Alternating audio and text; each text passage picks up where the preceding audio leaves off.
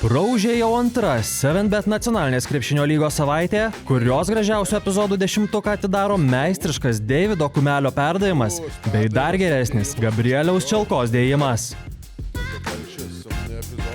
9 vieta. Dar viena, bet tikrai ne paskutinė Vyčio ataka. Užsidegęs Jokūbas Rubinas tarė paskutinį žodį šakiuose ir pratęsime.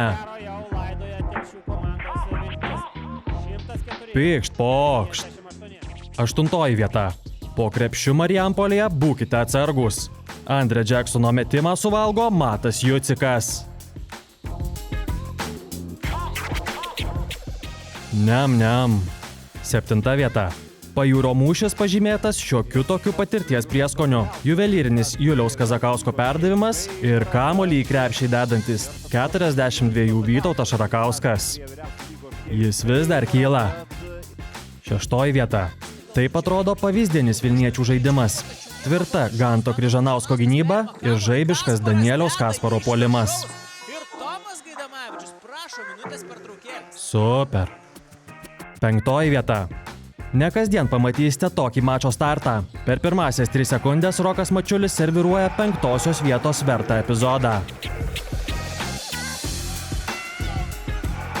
Ojojoj. 4 vieta. Garliavoje viskas prasidėjo nuo gynybos, o įsibėgėjusio Iškevičiaus nesustabdo niekas. Laisvas pakilimo takas Ignui ir jo smūgis su visa jėga. Labai gerai. 3 vieta. Neperšokęs griovio, nesakyk op. Ta Juozui Balčiūnui griežtai primena iš nugaros išnyrantis Karolis Guščikas. Wow. 2 vieta.